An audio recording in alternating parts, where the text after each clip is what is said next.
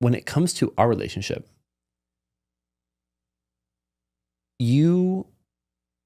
it feels as if there is no checklist system between you and I. Yeah. It's like in your head, there's not, okay, he took out the trash, then he did this, then he did this, then he did this. Not at all. Okay, he did 4 of these things. Those equate to about 4 of these things I can do for him. So I'm only going to do 4. I'm not going to do that 5th one though, because he only did 4.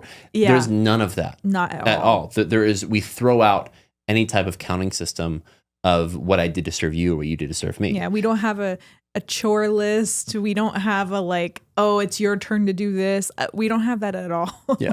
And I know people on the outside would be like, how do you function like that? And I get it. You know, I get how we've talked about before, you know, when we're living in a society that prioritizes logic and thinking over the heart and feeling, yeah, we're going to end up with the chore list and all this. And maybe that works for you and that's great. But if you're both in service of the other person and what that person prioritizes, it works perfectly. And there doesn't have to be a checklist. And also, this is kind of the magical thing. It's not at the forefront of your mind. So we talked about the mind many times and how what you focus on expands. And if so much of your relationship, the data of your relationship you're processing in your head is on what you're doing for the other person, okay, now we're focused there. Now it's all we can see. So if we put so much emphasis on, oh, well, I took out the trash last week and now is he going to do it? Is he going to do it? Is he going to do it? Oh, he didn't do it. Now I'm going to get angry, right? And it's like, you're not angry about the trash. You're angry about something you're not talking about. You're angry about a stuck or stored emotion that you did not allow to be expressed in the moment. So now we're going to have it come out sideways using the chore list, okay? That's why we don't have a chore list to draw this comparison, because we don't allow stuck or stored emotions to fester. We just tell the truth, even if it's uncomfortable, even if it's inconvenient, and even if it just doesn't really feel like the time. We make a commitment because truth is a shared value, one of our top values as a couple. We make the commitment to say the thing as we're feeling it.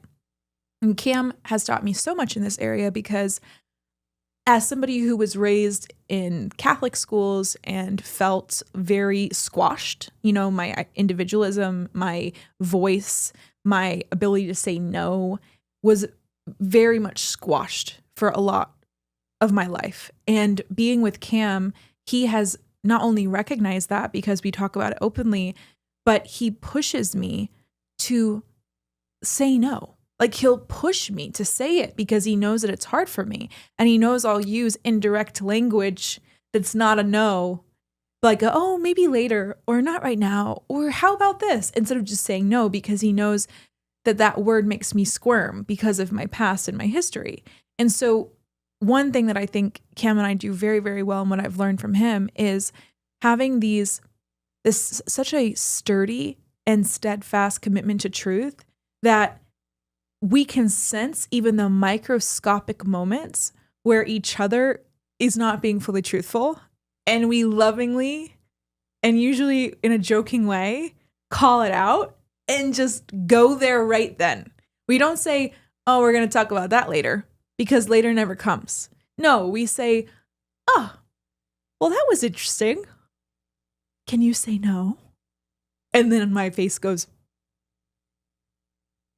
no. And he goes, can you say it a little louder? No. He's like, can you say it a little louder? No. And like, this is something that happened yesterday, right? So in these moments, you could say, you just give it out with the bathwash and be like, oh, you know, who cares? It's just a little picadillo of Elle's. Elle just has a hard time straight up saying no to me. And he could just notice that and let it slide. And he doesn't, because he knows truth is important to me. Truth is important to him. We are both committed to growing and to spiraling upward in this game of life. We're both committed to reaching our highest perfected selves. And so in these moments, Cam doesn't let it slip. He's unconditionally loving, and he creates space for me to actually have a growth moment. But I'm sharing this because I think a lot of people have opportunities for moments like this that they don't take. And that is what creates the anger about the trash not being taken out. That is what creates the awkwardness when someone says something that you took the wrong way, but you're not going to say you took it the wrong way. So now you're angry, and now you're like having your arms crossed and you're saying, no, I don't want to do that.